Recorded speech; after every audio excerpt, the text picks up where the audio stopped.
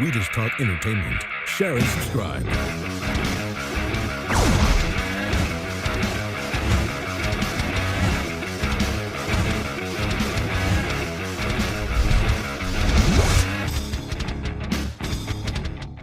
Hey guys, welcome to Entertainment Talk Nation. This is Rob.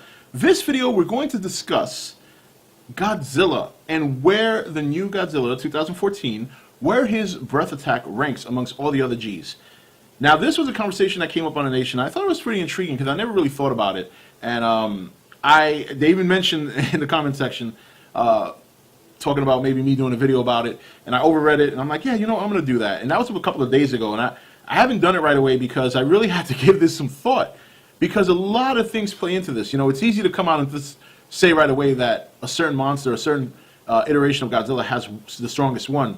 I think it depends. If you keep Godzilla from Final Wars in the equation, I think hands down that's the strongest one. But I also think it's kind of overpowered. I mean, that was a completely cheesy movie, entertaining nonetheless, but it was very cheesy, and it was very easy for, you know, they just went all out for the G. So I don't take that one as serious as some of the other iterations with his breath. So I think if you're going to keep that one in the conversation, then there's really nothing to debate. But with that said, taking that out of the equation, I think it depends. You see, Godzilla 2014 is supposed to be as grounded a monster movie as you could ever get. You know, it'll never be, obviously, you can't really say, hey, this is based on reality. Well, yeah, they were trying to make it as realistic as possible. And a lot of people, I think, felt that his breath in the movie was weak because, A, it wasn't that big. You know, it came out, it was kind of like thinned out, and then it spread like napalm. And then it didn't really, they felt, do much damage the first time he did it. I actually think it did a lot more damage than I think people are giving it credit for. You take a good 90 to 95% of the Godzilla movies where he shoots, and this is from 1 all the way down, where he shoots his breath at another monster.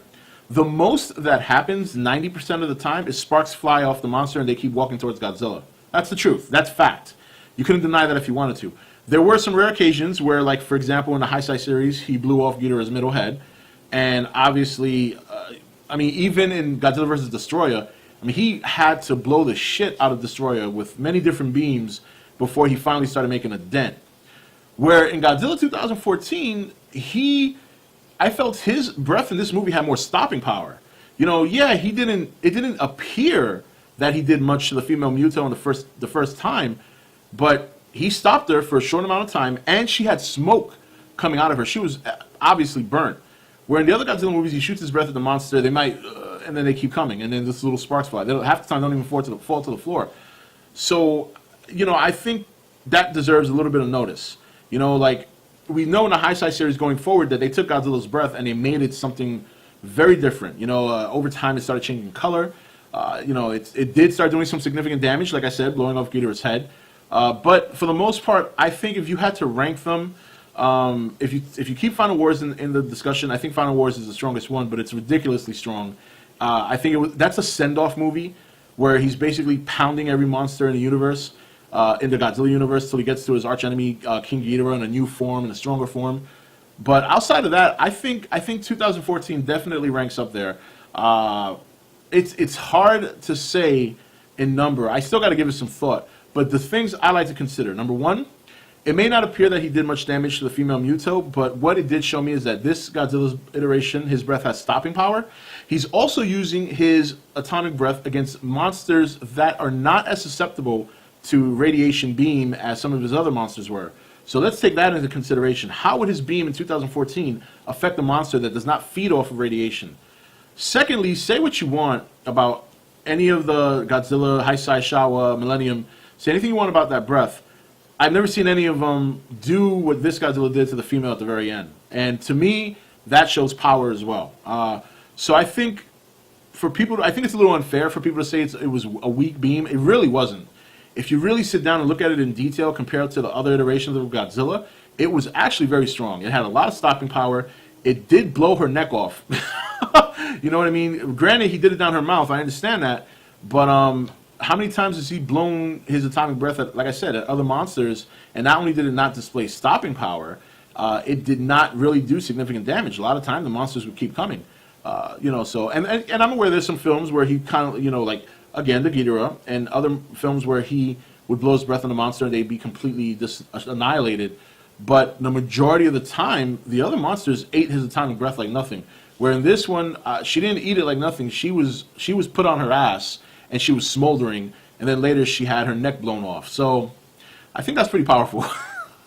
So, but where would I rank it? I would say probably the third strongest iteration of his breath. Number one would be Final Wars, because Final Wars is just ridiculously overpowered.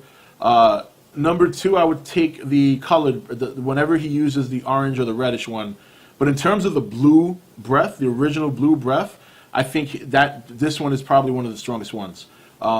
Because of the stopping power and because of the how it affected a monster that actually feeds off of radiation. It still planted the monster on its ass, and it was smoldering at one point. Then, of course, later the head comes off. So, but anyway, guys, what do you think? What are your opinions? Try not to be biased about it. Really look at it, because for me, if I was biased, I would have picked probably the Heisei Godzilla breath. But to be honest, I think that we got to be fair to this movie. Even though it doesn't look as menacing, really take a look back and analyze it compared to the other breaths and how it affected the monster. And remember, the monster he's blowing it on feeds off of radiation. So, anyway, guys, this is Rob signing off for ETN, where we don't do news, we just talk entertainment. Take it easy. Thank you for watching ETN. Don't forget to subscribe and join the Nation Facebook page. You're watching ETN, where we don't do news, we just talk entertainment. Share and subscribe.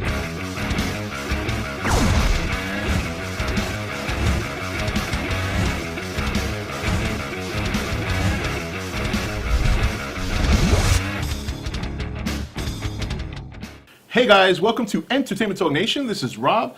This video we're going to discuss Godzilla and where the new Godzilla 2014, where his breath attack ranks amongst all the other Gs.